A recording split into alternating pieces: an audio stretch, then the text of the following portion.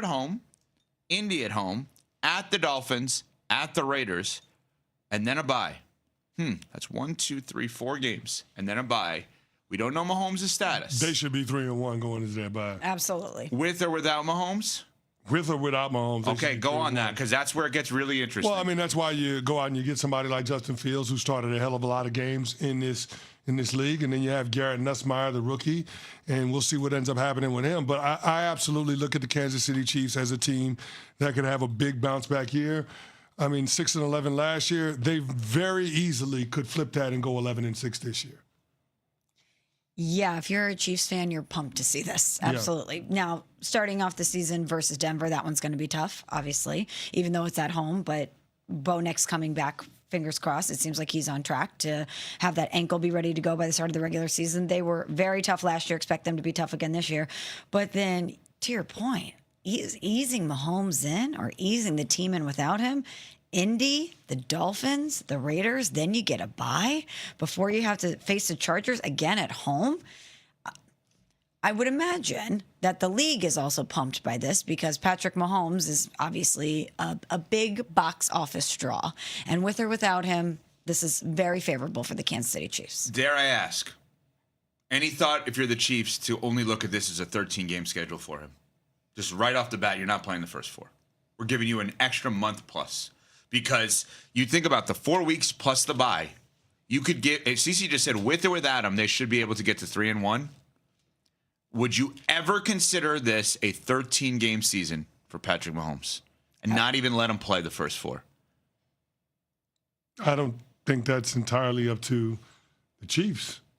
I think Patrick Mahomes is going to have a hell of a lot to say about that. Given the contract that they gave him once upon a time, they are business partners. Mm-hmm. I don't know that they're going to be in a position to dictate to him as much as other teams would be able to do with other players. Okay. Patrick Mahomes is one of the faces of the league. I don't think the league gives the Kansas City Chiefs this game. I don't think they give our network this game if they didn't have some insight as to who the quarterbacks would be in this matchup. Agree. And I think that both guys are tracking to be the week 1 starter for their respective teams. Okay, but then walk us through this, because obviously as somebody that played 11 years in this league at the highest of levels and won a Super Bowl and never actually played on a losing team, which is the most amazing thing, do they change their offensive game plan and strategy in Kansas City, knowing they have winnable games without him being Superman, and allow him to just be Clark Kent for the first 4 Well, they told games? us they're going to do that. That's why they drafted Kenneth Walker. I mean,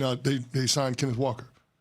They told us they're going to do that. This is going to be a team that features the ground game because he will be one of the most dynamic running backs that Andy Reid has had in the Mahomes era of Chiefs football.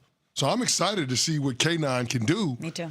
With that offensive line, with those skill position players around him. I think it's going to be a much different style than we're accustomed to seeing from the Kansas City Chiefs. We know them from all of the big splash plays, the explosives down the field, but I absolutely see a world where the Chiefs could adopt a ground and pound mentality and allow Patrick Mahomes, and I can't believe I'm saying this, to be the complement to what they do with a really strong defense and a really strong run game. But imagine if that's how they start the season. That ground game gets going, and then once Mahomes is back to full strength, then they unleash him towards the back end of the season. That's a scary proposition for the division. What's amazing, I'm sitting here looking at the Kansas City Chiefs track record with Mahomes as their starting quarterback. Mahomes has never had a top 10 running game, ever. Okay, can I ask you a question on that? Never. Is it because he's so great they don't lean into the run, or he's had to pass because they don't have a running game? Like, which one is it? I think it could be the latter. Okay, so he had to make up for a deficiency. This year, what you're saying is... And it's not as if Andy Reid didn't want to try to run the football. Remember, they invested a first-round pick in Clyde Edwards-Helaire out of LSU. It just didn't work out. But they did, and they won a Super Bowl with him on the roster, and then he came... But he was never what they thought he was going to be. I think he was actually on the roster last year. I think he came back, didn't he? Okay, that's fine. No, I'm just randomly. But now, when you think about that, when you think about him in the mix, now K9 in the mix, I would keep going. If there are other guys that are still out there, I'd sign more. I would go all in on what you're saying and make sure I have the best running game in the sport. The best run game that Patrick Mahomes has had they were 16th in rushing. I said this last year. The Kansas City Chiefs have been cavalier in terms of protecting Patrick Mahomes. They need to protect him. I think they've gone a long ways in trying to do that from a personnel standpoint, but now it's up to Andy Reid and the offensive staff to do that from a play calling standpoint. And that's why you bring in somebody like Kenneth Walker, the Super Bowl MVP. Let K9 eat.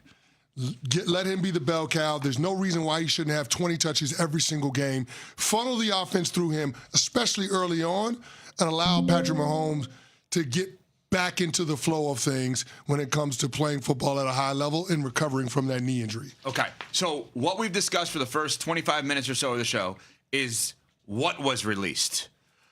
As interesting as how they were released. We will get to that with Smalls painting that picture after this. His career arc, this is a team that has a chance to go on another deep playoff run this year based on what we've seen from the schedule. A couple of add-ons to what you're saying, all great points here. Seattle with 6 primetime games. The team that leads the way, the Rams with 7. Our first primetime game, as you mentioned, on September 14th, Monday Night Football between Denver and Kansas City. Then you fast forward to February 14th when the season ends on ESPN, ABC, Disney, all of our family of networks with the Super Bowl 61 in LA. So you go, the ESPN coverage goes from September 14th. Well, ESPN coverage of the NFL is 24/7. We know that. We have the best coverage around. But in terms of the games, September 14th is game 1, and the last game we have, February 14th, the Super Bowl there in LA. All right, now, last night was the schedule release, obviously, and we had a great show on ESPN with Laura Rutledge anchoring it, of course. Dan Orlovsky was on it, ESPN NFL analyst, and gave this immediate take as to the team he thinks, the contending team he thinks, that has the easiest schedule in the NFL. This is the hardest schedule I've seen. Really? This is they had 2 brutal stretches. You're going to go week 1, Giants, okay, division, week 2, Washington division. Then they go Baltimore, Houston, Tampa, Green Bay, Philly. They can lose all 5 of those. And then you go week 10, November 15th, they go San Francisco, Tennessee, Philly, Seattle, Rams. That could be a 4 out of 5 week stretch that you lose. And so as much, I was a little bit cautious on Eagles. After seeing the schedule, I'm way more bullish. I was bullish on Dallas. After seeing the schedule, this is a brutally difficult schedule. Okay, my bad on that. So that was the hardest schedule is what This Dan might put be out the there in easiest terms of schedule. the Cowboys. Okay. So he's a lie. That's not the hardest schedule. You think that's the hardest schedule? Well, I'm saying that was his initial reaction. By numbers, Chicago is looked at as strength of schedule, the hardest schedule in the league. Yep. Well, numerically, According to the Chicago, numbers. then Miami, then Arizona, then Green Bay, then Kansas City, then New England, then Vegas, then Buffalo, then the Chargers and the Panthers. That's your top 10 hardest schedule. Was your hardest schedule not in there? That's numerically. CC. Give me those top. According, top 10. this is based on win-loss opponents' win percentage from last year. I got you. Yeah. Oh, so Are you going to run through them? Or are you going to say it again? Bears number 1, Dolphins, Cardinals, Packers, Chiefs, Patriots, Raiders, Bills, Chargers, Panthers, Vikings. Wow. The team that I have as the hardest schedule is not even in there. It's the LA Rams. And I don't think it's particularly close.